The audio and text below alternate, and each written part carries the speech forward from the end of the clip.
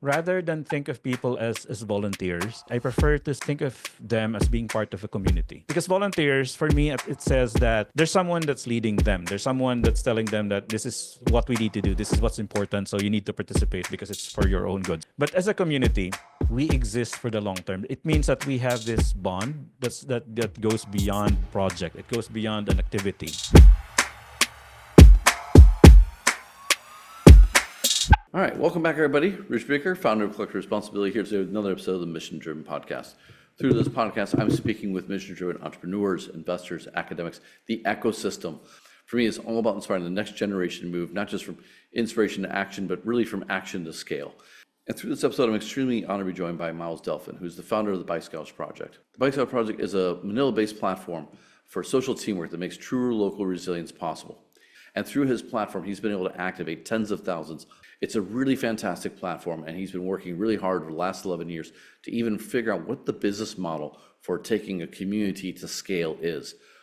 And so for me, it's really great to have Myles here to join us to talk about the work that he's doing and to kind of inspire us to take the next step. So with that, Myles, thank you very much for taking the time. It's really great to have you here with us. I'm very happy to be a part of your podcast, Rich. Thank you so much for the opportunity. As a starting point, a personal introduction and the mission that you're on. Sure.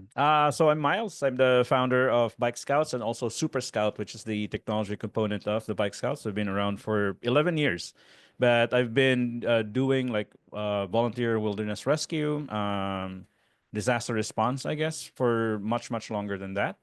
So in 2013, Typhoon Yolanda made landfall in the Philippines, internationally known as Typhoon Haiyan. So it was a Category 5 storm. So it was basically that time that the Bike Scouts started. We were on the ground in Tacloban, which was the hardest hit area, and also in Samar province. And so we were there for 4 months. We worked as volunteer bicycle messengers for disaster response, providing an alternative means of access to communications, information, and essential supplies for people that were isolated by the storm. Now, when you started this, was the idea is obviously out of response to a natural disaster?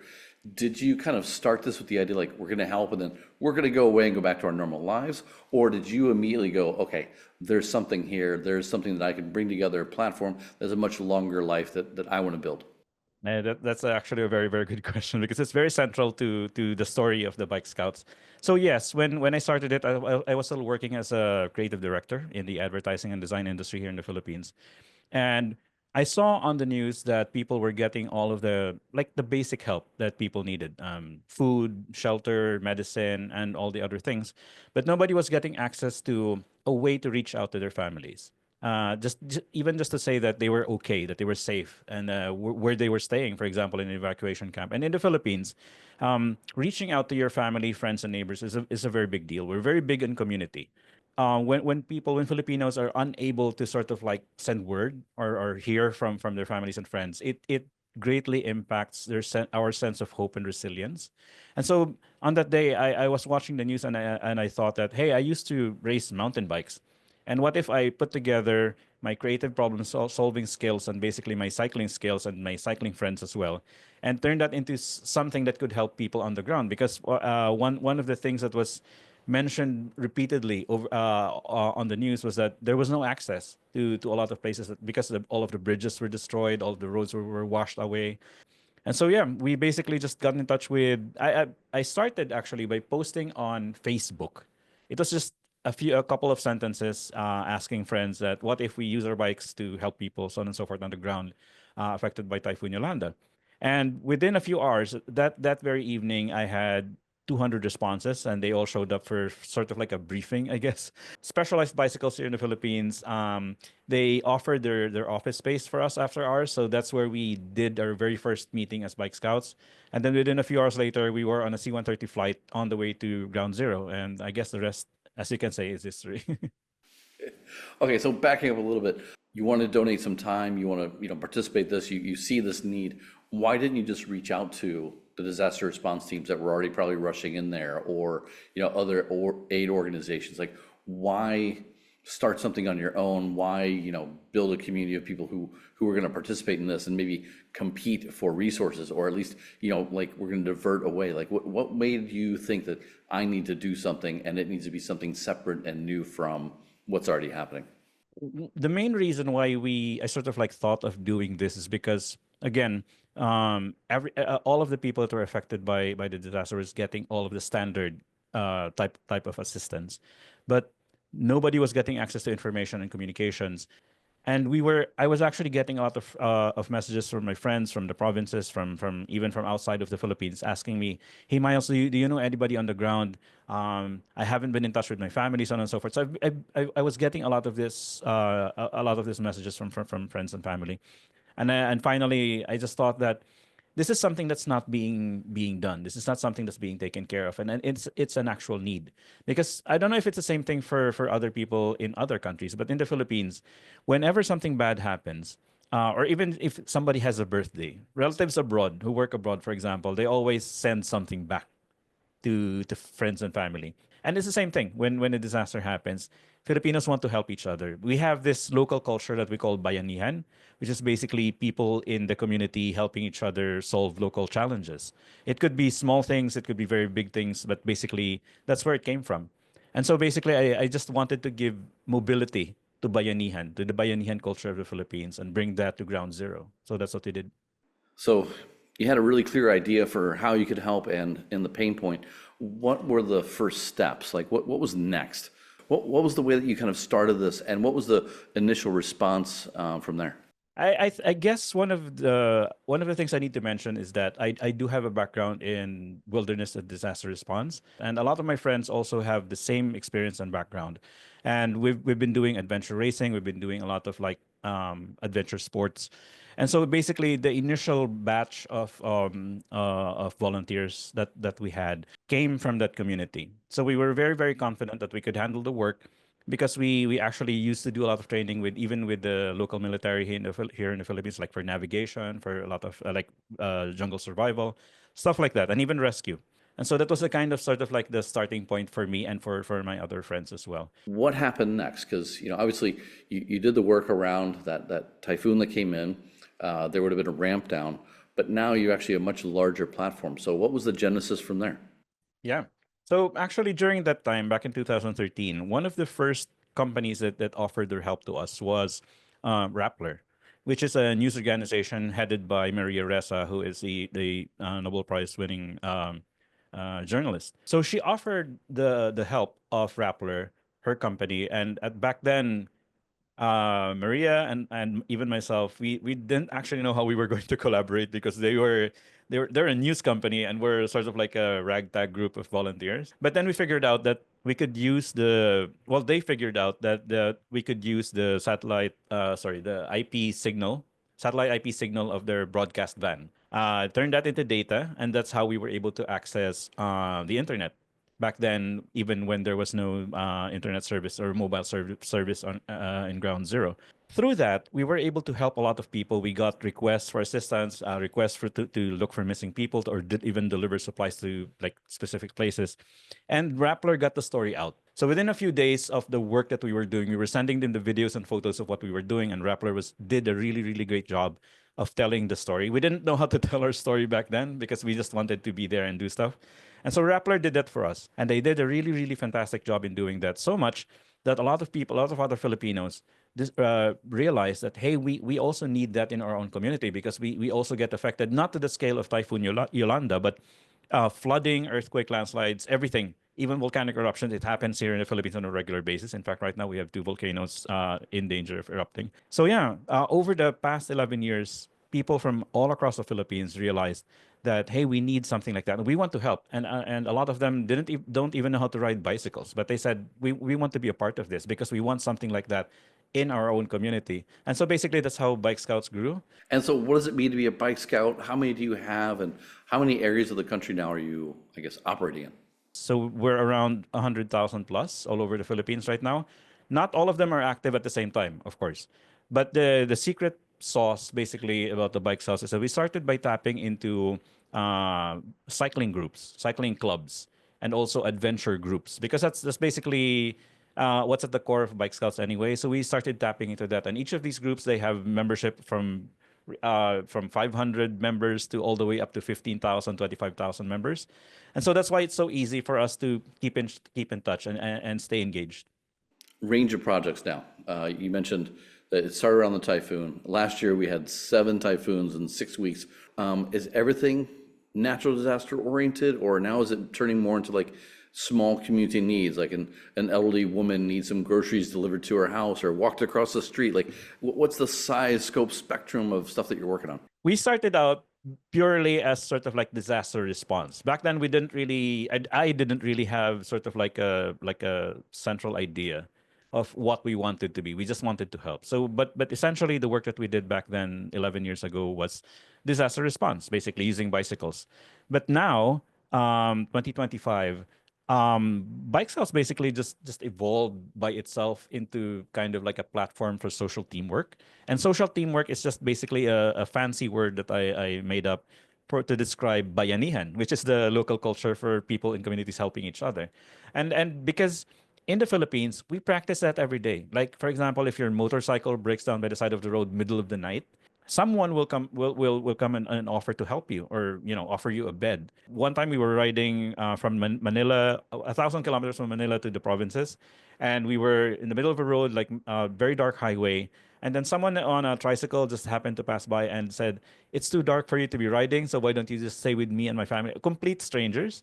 And so that's the kind of thing. There are a lot of, like, by now there are like 100,000 stories probably I could tell, but it's that kind of thing that basically encouraged me to like build a platform for that.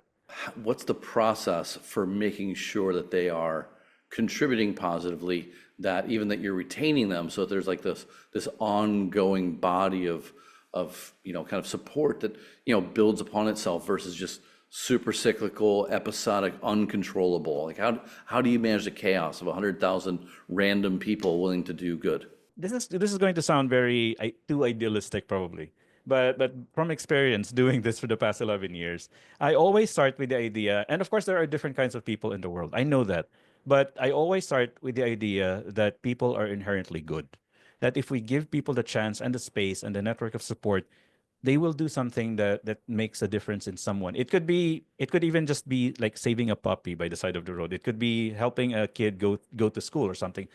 But if we give people the chance, the opportunity, and the space and the support to do things, you'd be surprised. You'd be surprised by what people are capable of.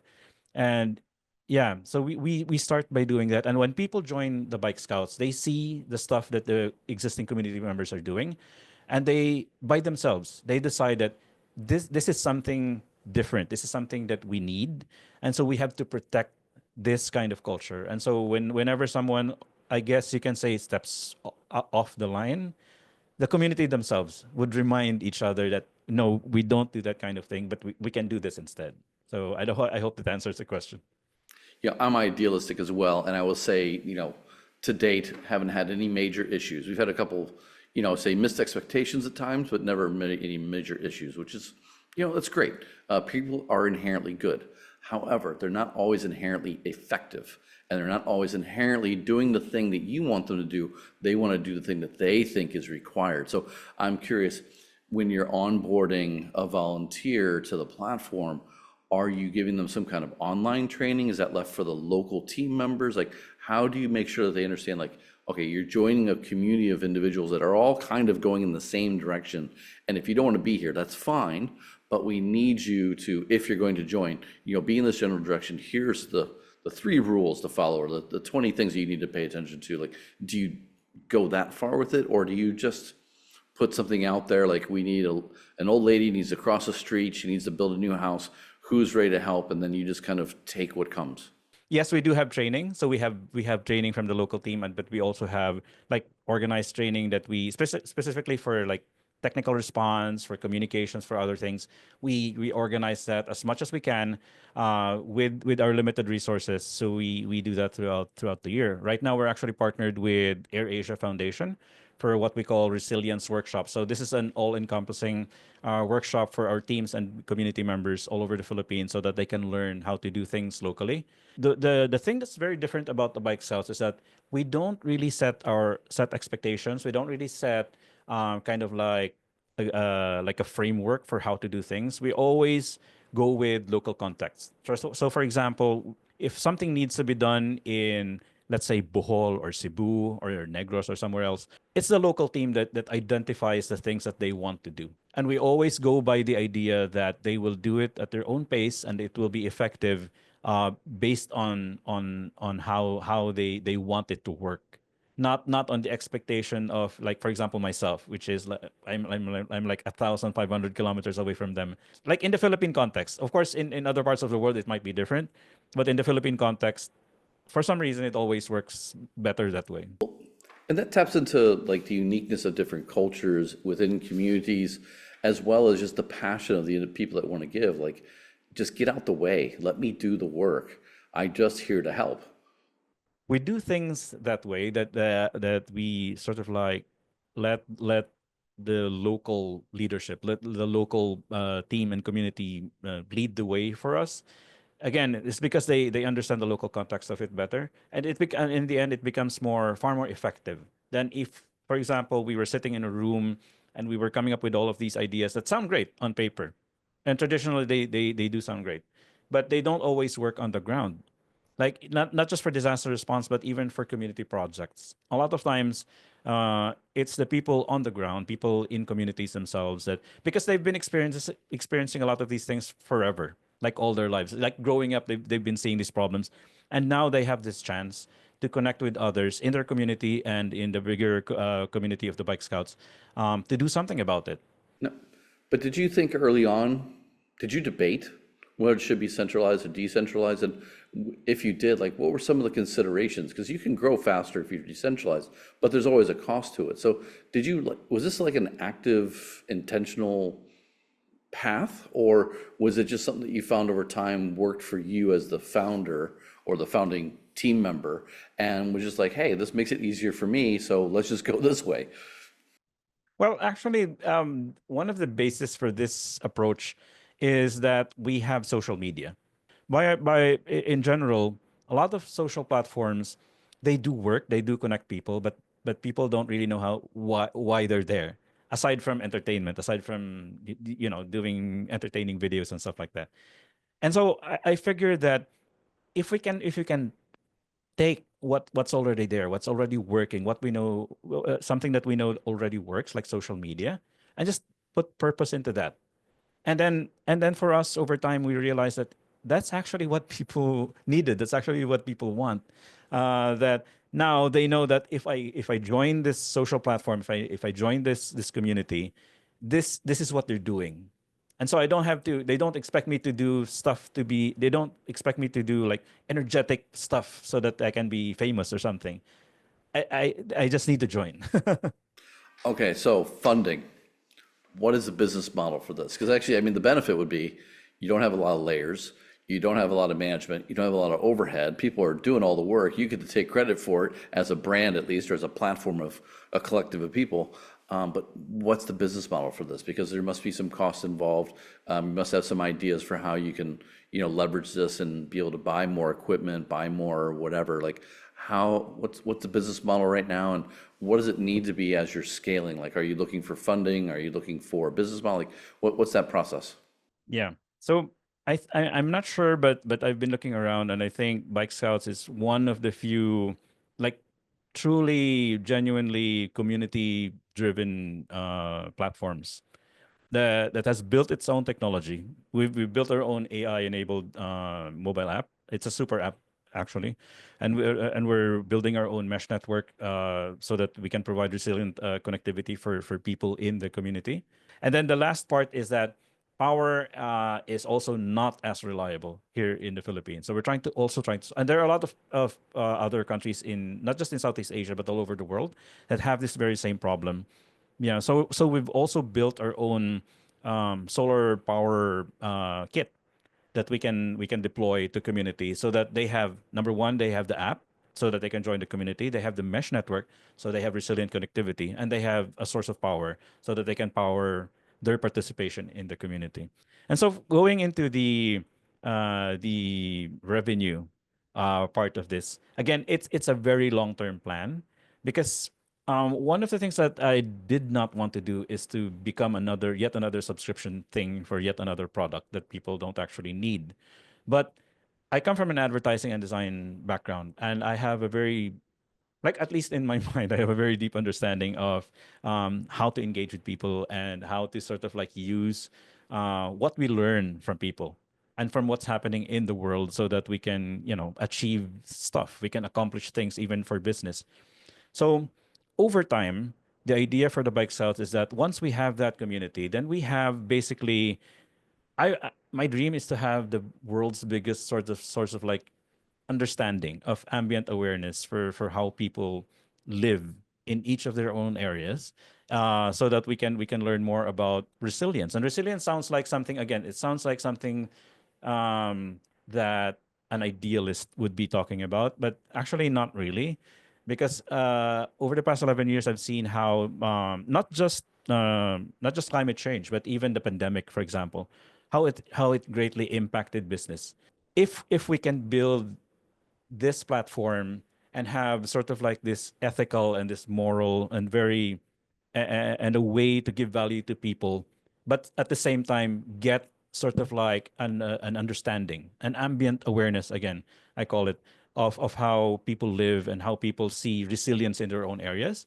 Then we can, the one product in the far future probably would be that we can even advise or give information to companies that people don't want to work in that area. So you can't really invest in that kind of thing because they don't feel safe living there.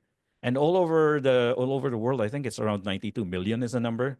No, 3.2 billion people feel unsafe. Feel that they are unable to protect themselves and their family, which makes resilience, which makes climate change and a lot of these things actually a top of mind concern for a lot of people, but it's not something that we feel every day, but it's there. And so building this now, we would like to be the platform that gets ahead of the curve in terms of these things. But when I think about when I'm listening to you, I'm thinking it's not corporate necessarily that I would call out as like the first buyer. It's governments. Like, why wouldn't governments want to buy your IP so they could better manage decentralized communities of resilient resources? Or in a world where these problems are scaling at the same, probably at a little bit faster than the resource constraints that governments are feeling right now, in a way, you've created a path to show how this stuff can be done well at times when there's a gap in resource availability from INGOs, UN, local governments. Like, is that an opportunity to actually create a business model around governments and saying, like, look, you're too constrained. You're not doing a good job. And I mean, you got to do this obviously, definitely. But like, we can help you with that. Like, have you thought about that? Is that something that is already ringing bells? Like, how do you adjust for that? We're a great source for real time, verifiable, and actionable information because we built the community long before the first line of code was written for our technology. Like during the Taal volcano eruption here in the Philippines, a lot of the information that was posted on other platforms was either inaccurate or very, very late. And the reason for this is because they were getting all of their information from either social media, online sources, or as they call it, official sources. And the problem with official sources is that yes, they are accurate, but the problem is that they always, because they have constituents, because they're elected, they have a tendency to want to make things sound like everything's good, even when it's not. So in terms of like finding information like that will help you become effective in response, that's not a very good source, I think. And if you don't have people on the ground, you might get information that okay, we have 10,000 people in this evacuation camp, but disasters are a fast evolving thing. And so when the situations change, people will move. And so if you got that information 8 hours ago, it's probably wrong by the time that you're processing it or putting it on our presentation deck. So on a daily basis, traffic, logistics, even reporting for businesses, if you're a company that installs things in people's homes or on the streets, we already have a system that we've proven to work for the past 11 years. Real time, on ground, verifiable and actionable information. Can you sell that information? Or do you feel like, look, we are happy to develop a business model around executing on the work, but the information itself is, that's private, that's ours, that's non-negotiable? Well, we would be willing to share information that's not personally identifiable for people that participate in the community. But for example, if government or even companies want to understand how their if companies, for example, want to understand how their products work or perform in specific places, we can actually do that. A few years ago, we conducted sort of like a test because we like to think that we had access to this kind of local information, but we hadn't really tested it. And so what we did was we basically just put out a post to the community using the first iteration of our app that we wanted to find out what the real speed of their internet connection was. There was this one person, oh, I'm riding a motorcycle right now, and in this area of the highway here in my province, this is the signal. So that's real time information, and we were able to verify that. And so there are a lot of applications that we can use this for commercially and for government and for disaster response and resilience as well. Thinking a little about partnerships and collaboration, like you're quite decentralized. You deal a lot with local organizations, local agencies, local governments. Who are your best partners and collaborators? As you're delivering your work at the end of the day, like is it just the individuals on the ground, or do you find like specific agencies or specific groups, gel well with you and your platform? During the global pandemic, we work with UN OCHA.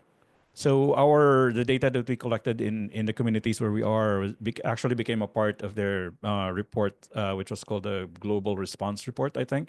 We have a great partner as well in Havas Ortega, which is an advertising industry in the Philippines. They're actually helping us connect with and develop ways for their clients to sort of like understand what we're doing and maybe understand what kind of benefits that we might be able to deliver. So this is sort of like the business side of things, because again, maybe because I'm a little bit older, I prefer to sort of like um, to do sales and marketing. I prefer to sort of like be talking to actual clients and knowing like, okay, is this something that you would actually want to buy from us?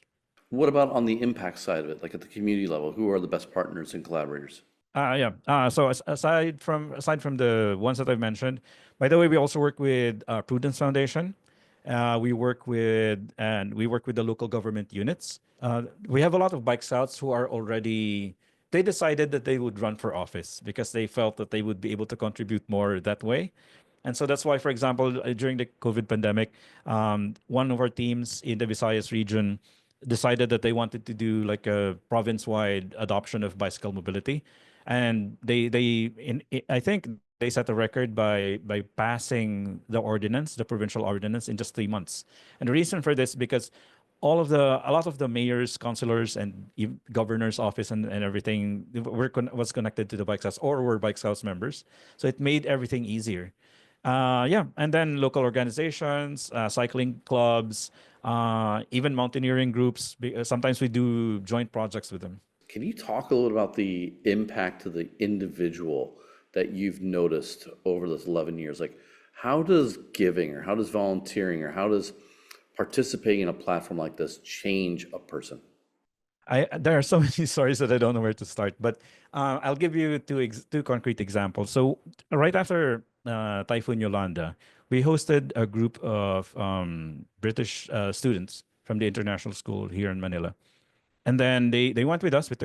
We took them with us on one of our deployments to Samar, and they got to meet the one of the communities was heavily impacted by the storm, and they did basically the work that we were doing in the community. They even learned how to fetch water from a well. When they got home, one of their parents messaged one of our core team members and said that my son has changed. uh, I guess one of the best examples is like that the team that built there are a lot of like other teams that have built houses for people, and there's this one particular team in Ilocos, which is the northern part of the Philippines. They're just kids. I didn't even know that we had a team in that area, but then one day they messaged me and said that, "Hey, we're doing this project every day we ride our bicycles to school, and on the way back we pick up plastic waste along the roads, and then we deliver that to the materials recovery facility in our village." I mean, this is the kind of thing, this is the kind of impact that I'm more proud of rather than the large scale stuff, because this is something that's very, very organic. This is something that we didn't even tell anyone to do. They just sort of like joined the community. They got to see what everybody else is doing, and probably thought, what can we do in our own community so that we can part of what they're doing? And they came up with that. And imagine if we can scale that all across the country, or even across, maybe, hopefully in the future, across the world. Then yeah. So that was gonna be kind of my next question is, how would you do that? How can we empower volunteers better to kind of do local things and then figure out ways to level up that impact into like a regional or a global story?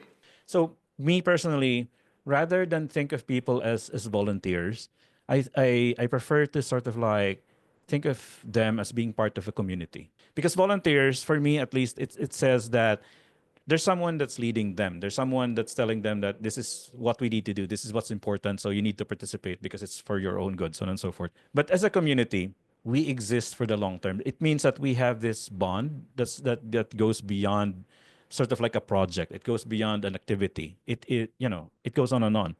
But within a community, we can have this culture where we understand why the value of social teamwork, the value of Bayanihan culture, or yeah. So I prefer the community over volunteers, basically.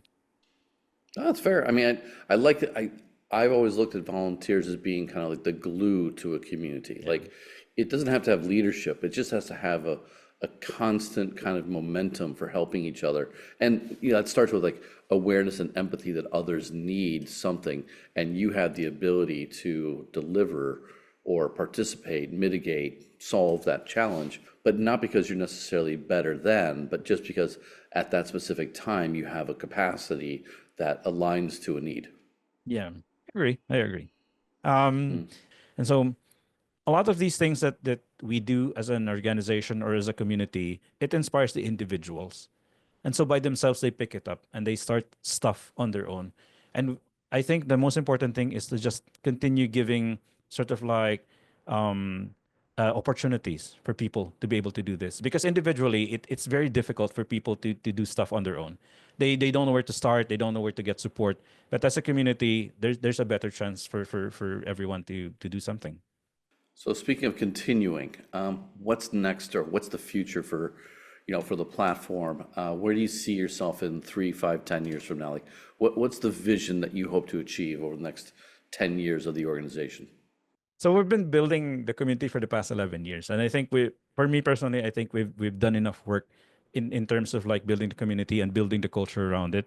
I think a lot of the people in the bikes community already understand what we're about, and we've found people who are willing, who are able to promote sort of like the culture that the bike house already has.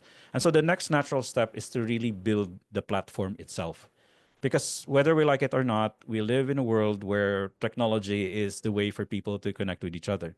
It's a way for us to do a lot of different things, uh, make things easier to do things. Leaning off of that, what are some things that you've learned personally from building this platform, both as an entrepreneur as well as a leader? Like, what are some key lessons that you take away about yourself, about the process, about measuring success, about impact? Well, the number one thing I would say that I learned is that it's far more harder than I imagined, because I really honestly thought that before I had the skill sets. I thought I had the network I needed to build this. No, I knew it wouldn't be easy, but I didn't realize that it would be this hard. And I don't have any regrets. It's just that every day I find myself wishing that there would be more support for something like this, because everyone talks about innovation, but and this is one of the things that I learned, the moment that you step away from what everyone else is doing, you don't find any support. You don't find any investment. Again, yeah, I mean, if I wanted to just make money, I could just turn it into like a subscription thing. But that's for me, coming from a background that understands market share and how the market behaves, so on and so forth, selling, marketing, and everything like that. For me, that's not a very reliable way of doing this. For me, at least, um, the thing that I learned at the same time, I believe in like the work that I'm doing every day to build this, is that we just really need to trust that the scale of the participation of people, because it's there. I've seen it. It's happening on a daily basis in the bike sales community. That scale will provide far greater value for investors in the long run if they're willing, rather than short term, because we can sell stuff to anyone. I mean, we can do that. I mean, with the 100,000, I can just sell stickers and we'll have some money. But is that really what we want to do with this? Is that all that we can do with this? I don't think so, because again, this is also, I guess you can say, it's kind of like a social enterprise. But again, the way that I define social enterprise is that I want it to be different. I want it to be innovative, not because I want to prove something, but I think there's a way to get people involved in something this. I mean, if it gets big, then in something this big, because it's a platform. But by and large, throughout history, all of the social platforms that people are participating in, they have no control over it. They have no participation. They have nothing, basically. They're just basically commodity. But with this, we have the chance to make something that will genuinely involve people. And in the long run, I believe that there will be far more value in a company that involves people, rather than a company that sort of like just takes things from people. Last question. You're speaking to another entrepreneur, aspiring entrepreneur. What are two or three pieces of advice you'd give them to get them a little bit further along in their path? I'm not sure if I'm the person to give advice, but if there's anything that I can share, it would be that start with the clarity of purpose. If you start off with clarity of purpose and understanding what your actual core competency is, and you start from that, you stand a better chance. Because a lot of people are sort of like enamored with the idea that, oh, there's so much opportunity in the world that we can do whatever. But I think if you have clarity of purpose, like, why are you doing this? Like, for whom? And what is the benefit that you want them to get from what you're building? And at the same time, can you actually execute on that idea? If you start from those two things, you stand a better chance.